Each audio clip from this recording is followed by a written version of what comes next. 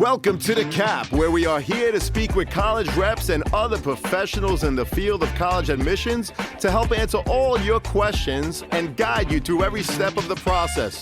So if you're serious about college admissions, you've come to the right place. Are you ready? Let's talk about it. And now, here's your host, Dr. John Durante.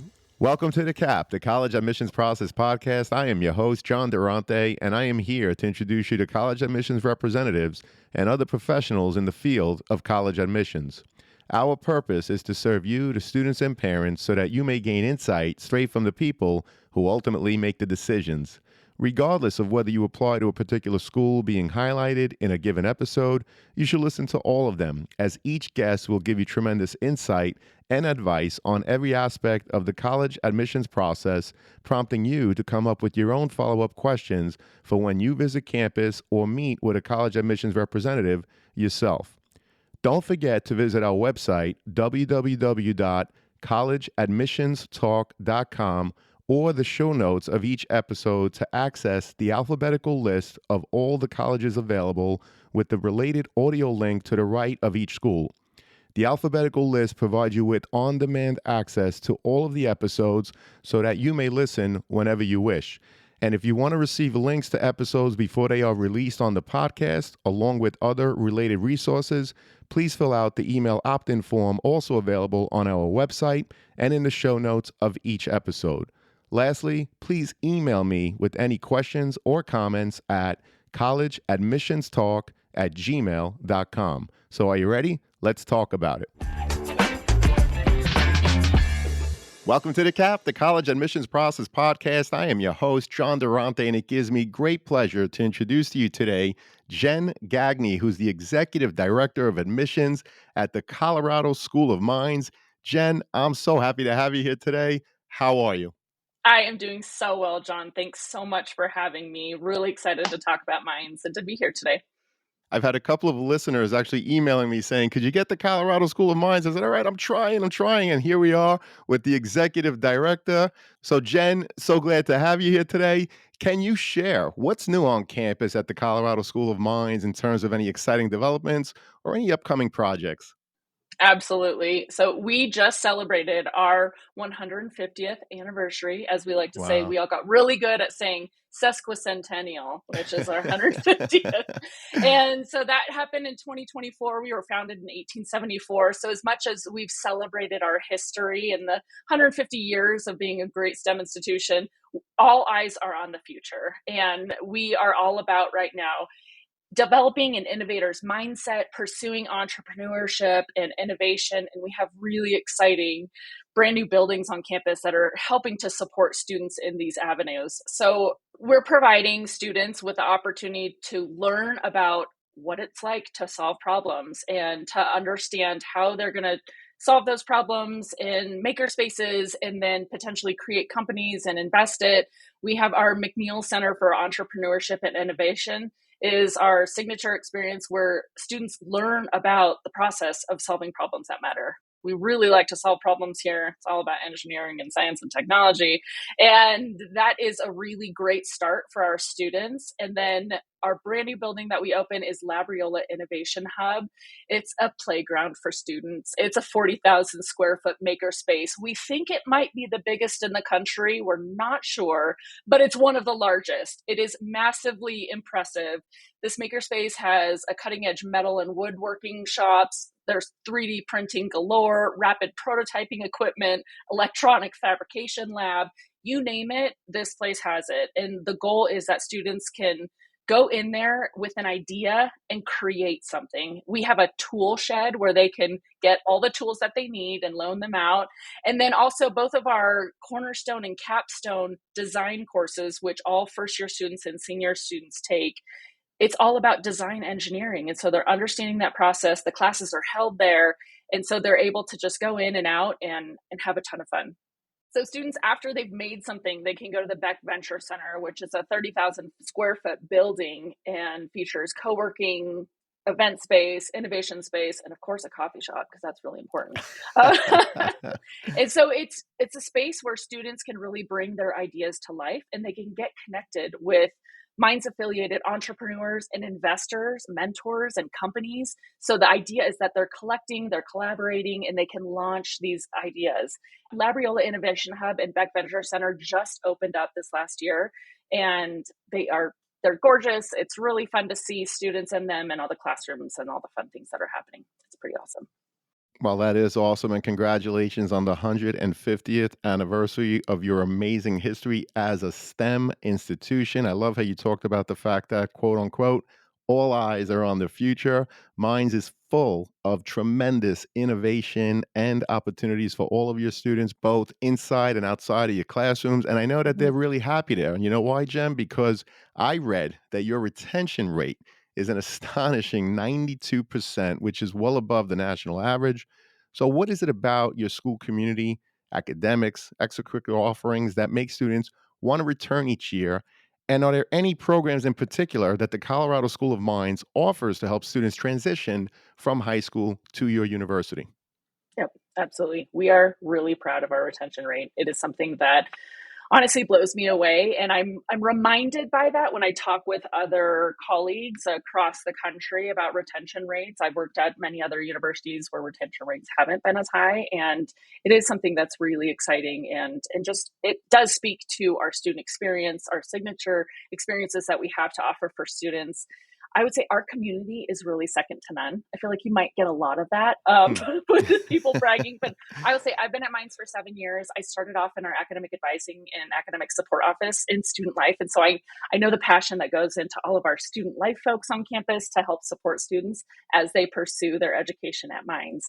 Our campus is filled with students who are passionate about STEM, right? We know that, but they're also passionate about their life outside the classroom and what they do. And honestly, students support each other like nowhere else. One of my sayings that I like to say is you can't do Minds alone, and you have Hmm. to link arms with each other. There are going to be areas that one student's going to excel in, and that then they're going to need assistance from someone else in another area, and vice versa. So really, they're climbing together. They are sharing each other's ideas and successes and challenges. There's no race for first place at Minds, which I really like. And I think students do have a little bit of transition. I think often in high school, and especially in the senior year as they're applying to colleges, it's a competition, right? It's this, okay, I got in, where are you going? How's it going? There's a lot of competition. And then once they get to Minds, it's like, that's over. Just focus on doing well, focus on supporting each other, and have fun too. Mine's is challenging, but again, we have lots of opportunities for fun.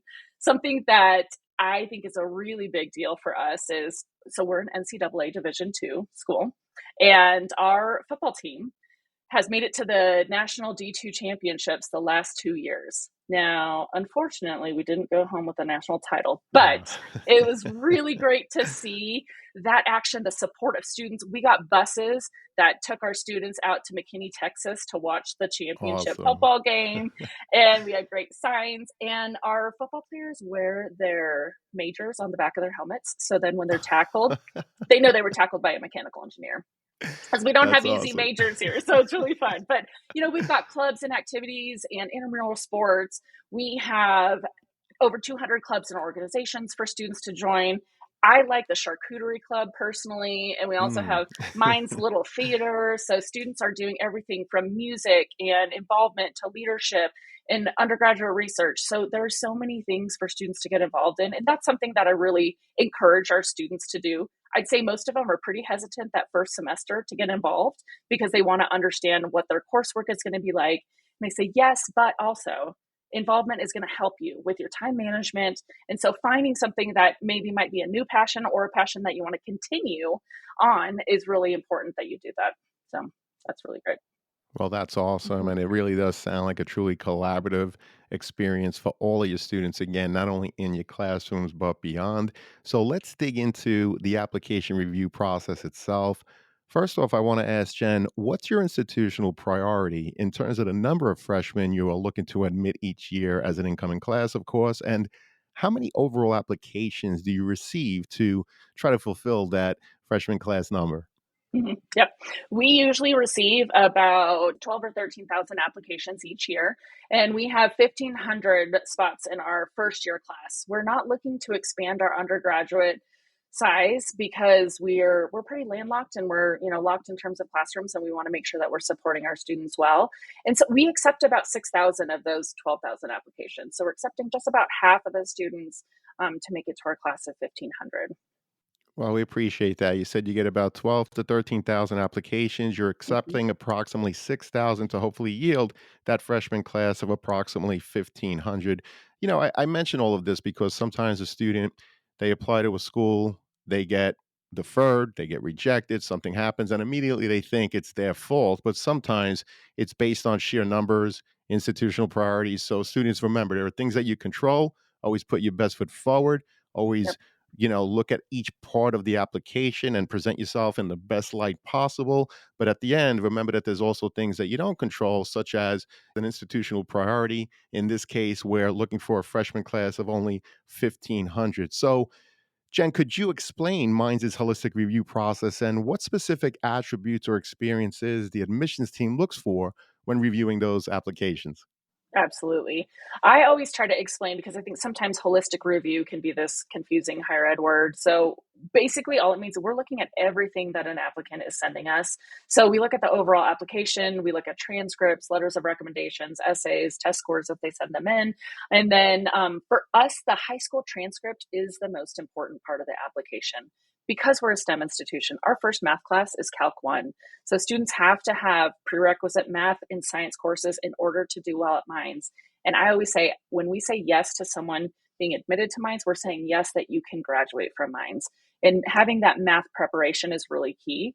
Students need to have pre-calculus and trigonometry in order to succeed at Minds and start in that Calc 1 coursework. And we want to see them challenging themselves. We want to see students that are involved outside of the classroom. We care about knowing how you're a leader in your community, if you're involved in a club or activity or a sport or trauma or anything else, if you're taking care of your family, if you're having to work to support your family, we want to know everything about a student. And so, really, we take everything into consideration. We're looking for reasons to say yes to students. We really want to make sure that we are saying yes to students who are academically prepared, but also are going to bring a new vision to problem solving because we are all about problem solving. So, we're looking at everything. We want to know really what students are thinking about and why they want to attend Minds. So we do have optional essay questions, but we have said they're highly recommended for best consideration because Minds is a unique institution, and we like to see students who have at least learned a little bit about us and know that where we're located and what we offer, and that they can see themselves fitting in on our campus. Well, I think that's important. You want to admit students that show off the fact that, as you put it, they show that they at least learned a little bit about something. So, students, it's Mhm. very important in the application to demonstrate your understanding, right, of the institution that you're applying to help you stand out. Because a lot of times, students, they answer questions very generally. They use the same activity sheet for each school. They use the same essay for each school. But Mhm. Jen just said it here. If you demonstrate your understanding of the institution, I would imagine that that's going to help you in the overall application. Would you agree with that, Jen? I agree. Yes, absolutely. And then of course you mentioned the fact that the number one thing that you look at is the high school transcript, specifically because Mines is an amazing STEM school.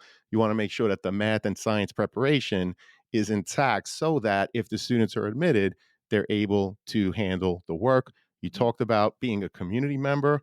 And I Mhm. also like that you said, and I quote, bring a new vision to problem solving, right? So students demonstrate what you did in high school that will make the admissions officers see that you are that kind of student that's going to bring a new vision to problem solving. So, anything else you want to add to that, Jen? Yes, I ran into a recent alum. So he was at Mines not too long ago, and I was explaining to new students how we view a holistic admissions review and that we care about everything that a student does. And he laughed and he said, "When I applied, you only cared about GPA and test score." And I said, uh, "Yes, we used to have a matrix, and it was test scores and GPA, and this was a yes or a no." And I'm so glad that we have moved past that and that we really do care about everyone's experience and background to come to Minds. well, we appreciate that. And has the Colorado School of Mines made any changes to its standardized testing policy? And how do you currently weigh SAT or ACT scores in your application review? We have followed the state of Colorado. We are a test optional institution, as are all public institutions in Colorado. So if a student sends in a test score, we'll include it as one aspect of their application, but we operate from a do no harm stance. So we're not going to penalize students if you don't send in a test score. We're not going to wonder why Hmm. if you send in a test score that isn't quite at our range. We are always looking for a reason to say yes. And so we might dig in a little bit more about, okay, what have you done in the classroom? What has your math and science background been? A test score is one piece of information, but I don't ever want it to be a limiting or a determining factor that student isn't going to apply to mines. Understood. And of course, another huge piece of the overall application are those personal essays. And so, Jen, have you seen any recent trends in students' personal statements and essays that stand out in a positive or, frankly, a negative light? And can you share some tips for crafting that compelling narrative? Absolutely. I think the main trend that I'm seeing is just the stress associated with Hmm. crafting a personal narrative, right? Having this 500 words or however many words has to be so amazing and so incredible.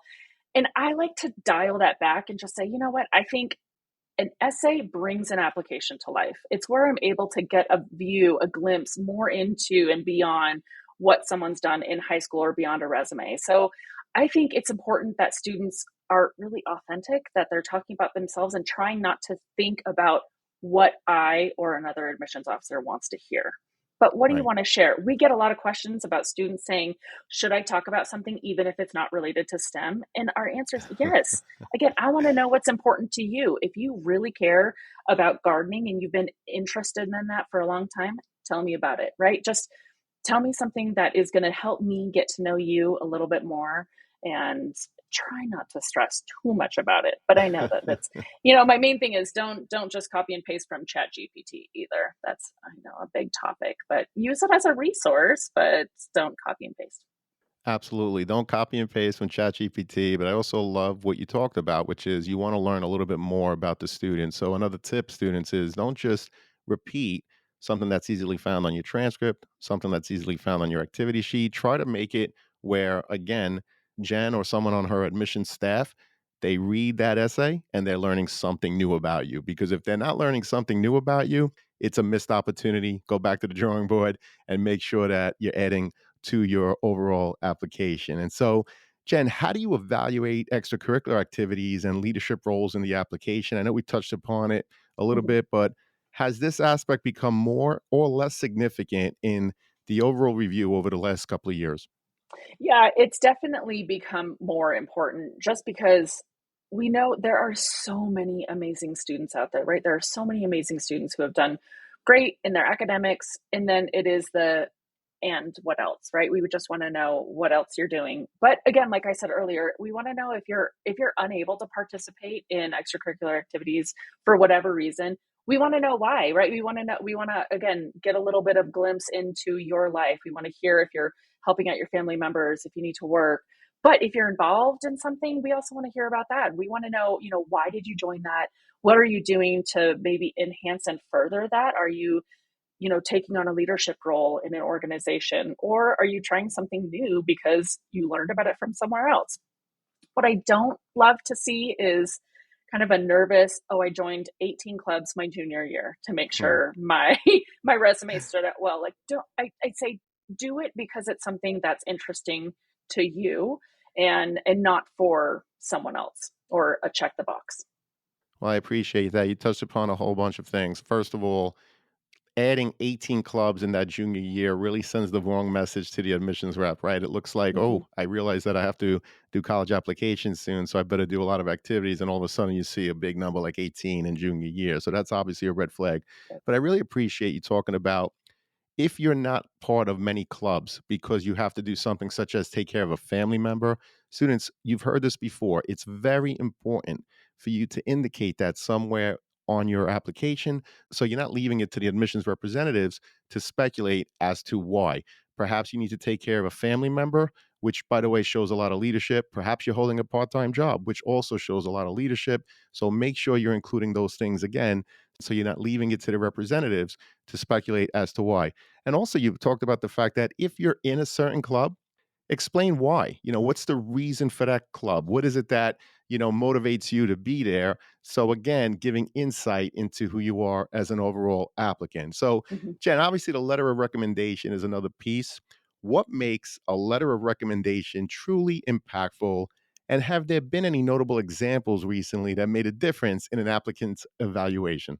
Yep, I love that question because, we see a lot of letters of recommendation come in. I think the best ones that we see and the really, really key ones are ones that support an application in what an applicant has told us. And so it might be providing further insight as to maybe bragging a little bit more about how great a student is in a classroom. Students, we know it's hard to brag about yourself, but we do. Again, we want to know about these great things. And so I've seen letters where it's a teacher who is just so excited about the potential that this student has, or how they've overcome challenges and really still cared about their academics, or maybe it's from a coach or an employer supervisor of this is how they are great and wonderful in the world. And so again, it's adding to more reasons for this is why we want to say yes, it helps. I've also seen really important letters of recommendation that have talked about maybe the challenges that a student's been facing. And we always have an area where, life happens. If something goes wrong with a semester and grades aren't as great, we always want students to tell us about that. But sometimes a teacher's perspective or a counselor's perspective can add that and say, this might be a blip, but again, their long-term performance really outweighs just that, one challenging semester. Well, I appreciate that. And again, another indication that each piece has to build on the next. So, a teacher's letter that explains things like that is far better than them just writing about something you can find easily on the transcript, something that you can find easily on the activity sheet. So, students, I know that it's hard, but perhaps if there is, for example, an initiative that you took in a class or a club, perhaps ask the teacher if he or she would be willing to write about that. Again, keeping in mind you're trying to understand what each part of the application represents while being mindful of having each build upon the next. So again, we appreciate that, Jen. And getting back to minds in terms of the overall application, what are the different ways that a student may apply? In other words, early decision, early action, regular decision. And is there a benefit to applying one way over the other in terms of being admitted or even being considered for things like merit scholarships? Oh, yeah. Love to talk about this. So, we offer early action and then regular decision. So, our priority deadline is November 1st. It's non binding. And we do encourage students that want to attend Minds to apply by November 1st because we get more applications than we receive and we have to go to a wait list. So, I want to make sure that if students, for them to get the best consideration, please do apply by that November 1st deadline because again it doesn't mean that you're committed to us. It just allows you more time to think about all your options as you're pursuing your college decisions. So we'll get you an answer quicker. It doesn't impact merit aid when a student applies, but again, I think it's a really key thing for students to be able to apply early for us. Well, I think that's great advice. Students Mhm. use the summer between junior year and senior year to complete those applications, get the application in by, as Jen mentioned, that November 1st deadline.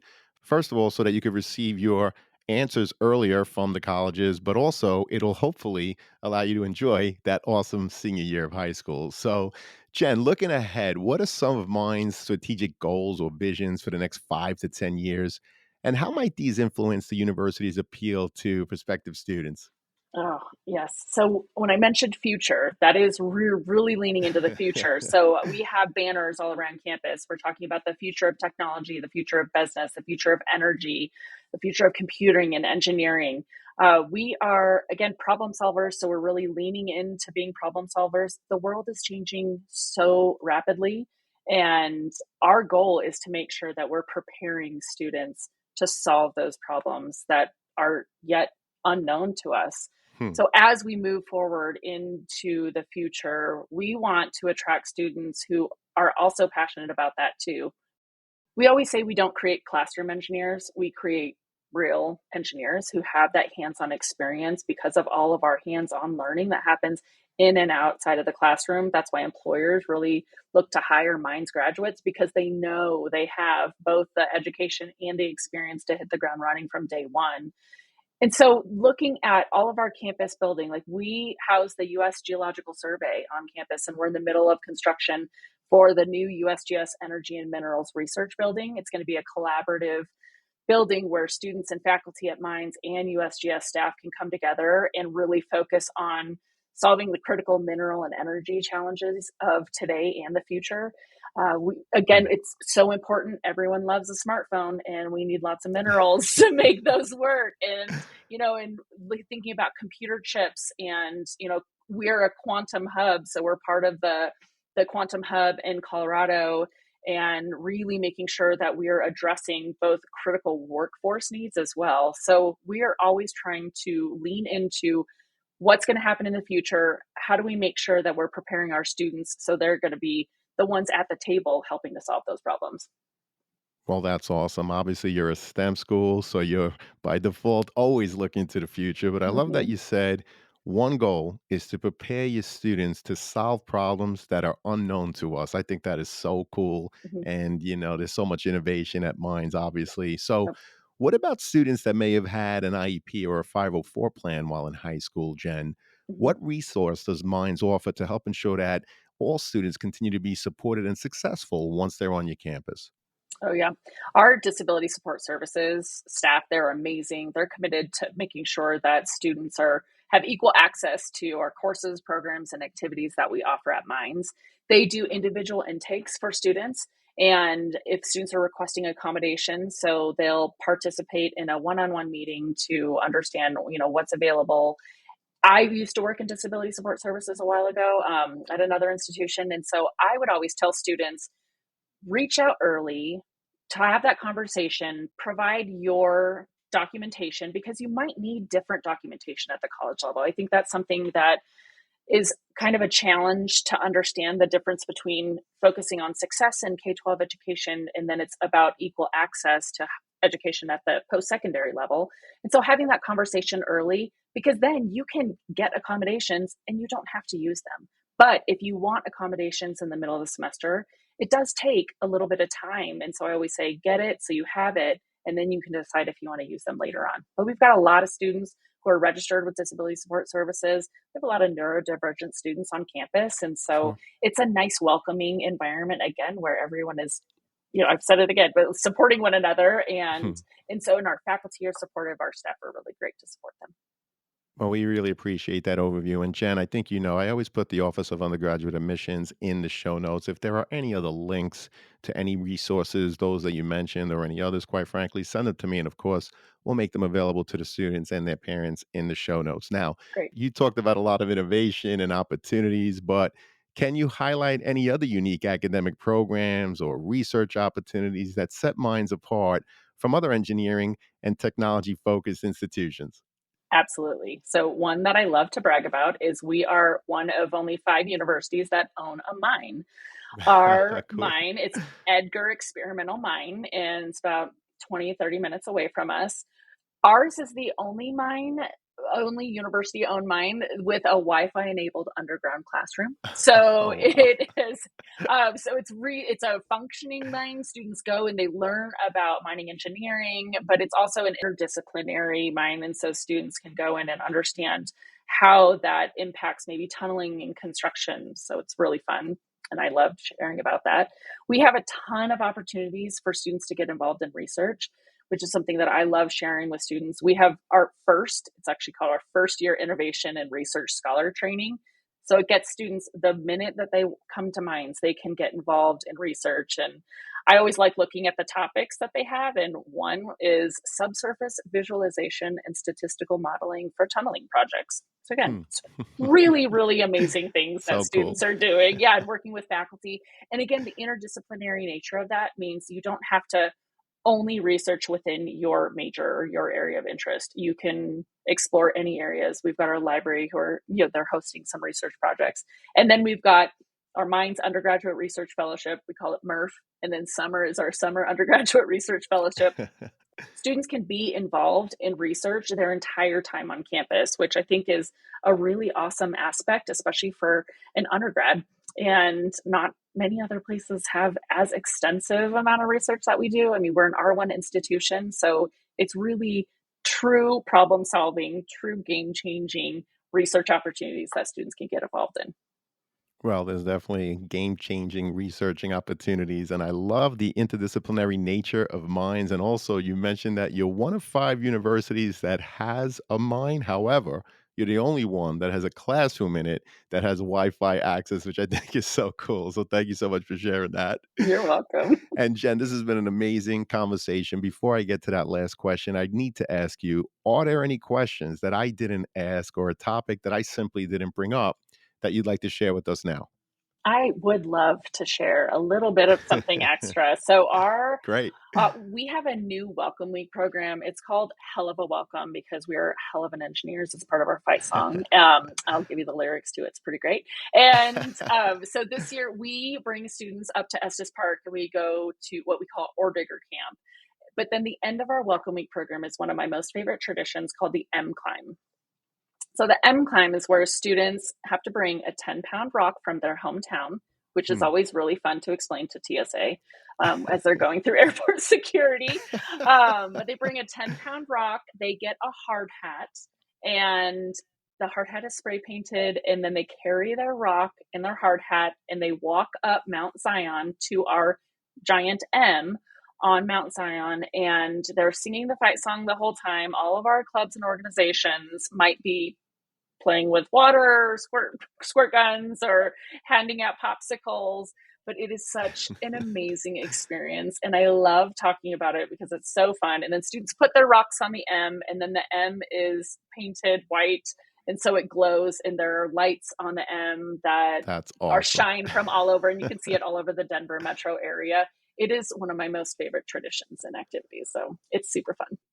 Well, I think it's a great tradition, and it shows that you do so many things to bring the community together. First of all, again, your interdisciplinary opportunities, your community that you build. But again, doing a project like that really makes everyone feel part of the family, part of the Colorado School of Mines community, which is why, you have a 92% retention rate, which is, clearly unbelievable. Jen, this has been awesome. Unfortunately, it does lead us to that last question, which is, what are your top 3 pieces of advice that you would provide students and their parents getting ready for the college admissions process? Oh, yes. I love this question. I'd say my first piece of advice is to enjoy this time. It's going to go by so fast. And I feel like everyone talks about that, but enjoy the road trips, college visits, right? Hmm. Colleges are so much fun. They've got such unique history and cool places to eat. So make the most of that experience when you're visiting colleges and enjoy your senior year. Secondly, I would say breathe through the stress Hmm. and the comparison that just I think is a natural part of the college admissions process because can't help but look and hear what's happening to other students, but really try to breathe through that stress, try to breathe through just the tough conversations that are going to happen. And then lastly, I think it's really important to listen to one another, both students and parents. Say, parents, really trust your students. If they step foot onto a college campus and they just said, you know what, this is not for me, trust them.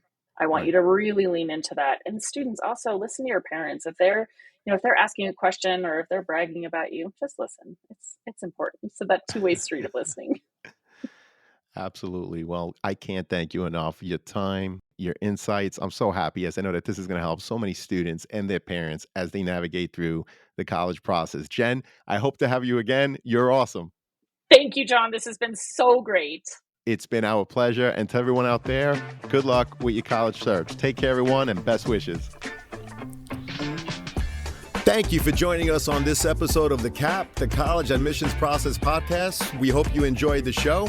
If you did, please don't forget to tell a friend and follow us on Facebook, Instagram, Twitter, and wherever you listen to your podcasts. I am your host, John Durante, and I look forward to seeing you on the next episode of The CAP.